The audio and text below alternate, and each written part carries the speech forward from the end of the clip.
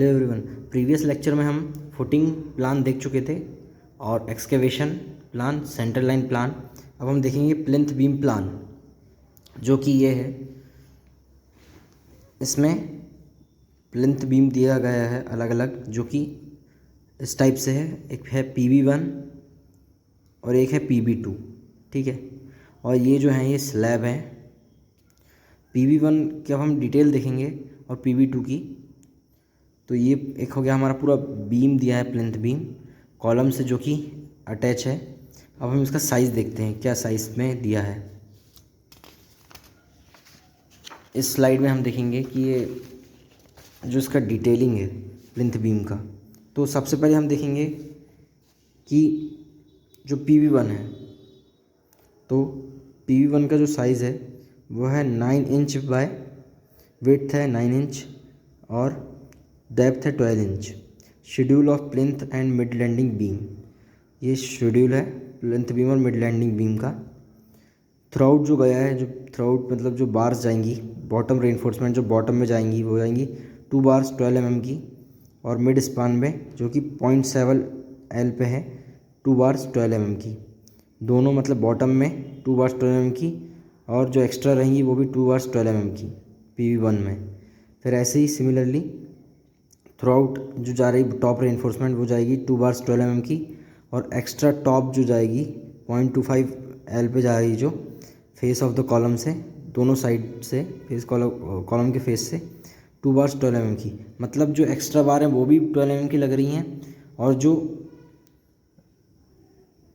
जो नॉर्मल बार हैं, मतलब जो कंटिन्यूस बार हैं, वो भी 12 mm की लग रही हैं, ठीक है। अब हम देखेंगे जो up to 2D from face of column. अब जो स्टीरअप्स लगेंगी कॉलम के फेस से वो रहेंगी 8 mm bar 4 inch centre to centre, ठीक है। ये जो एट द रेट होता है वो हमारा शो करता है डिस्टेंस, स्पेसिंग जो बताता है। और ये जो साइन रहता है, ये देखिए, ये जो साइन रहता है वो बताता है कि कितने mm बार है।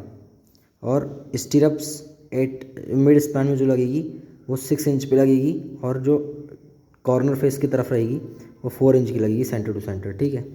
सिमिलरली PB2 का हम साइज़ देखेंगे अब, तो वो है 9 इंच बाय 14 इंच का। मतलब जो PB2 है वो ज़्यादा इंच साइज़ की है।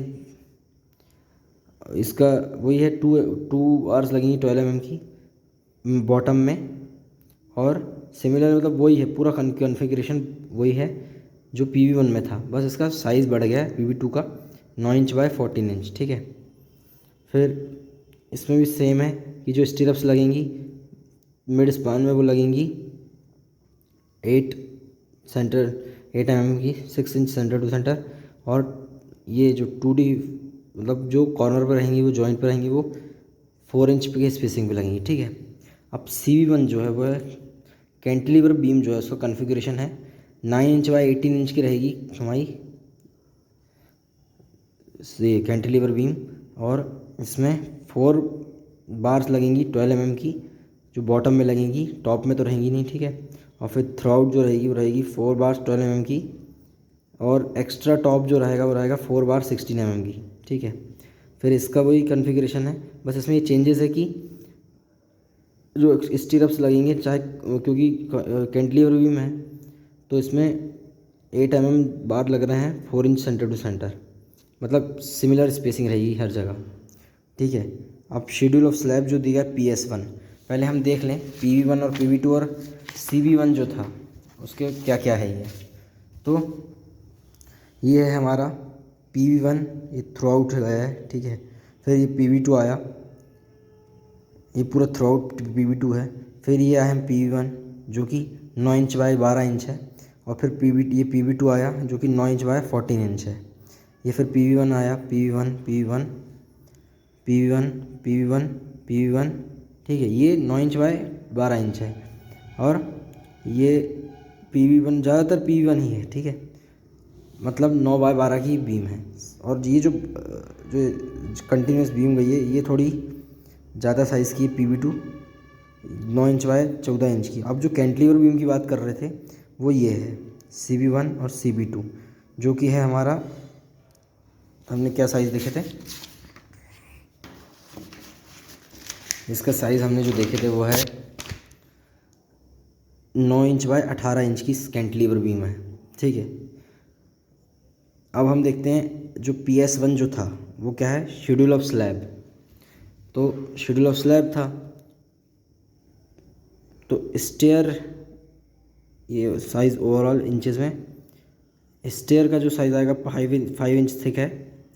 उसमें बॉटम बार्स जो डलेंगी, मतलब ये स्टेयर का दे दिया, स्टेयर का मैं आपको बाद में बताऊंगा। पहले जो PS1 है, मतलब जो स्लैब है हमारा प्लिंथ बीम में जो स्लैब आ रहा है उसका कॉन्फ़िगरेशन है, तो वो क्या है 4 इंच थिकनेस का है रहेगा।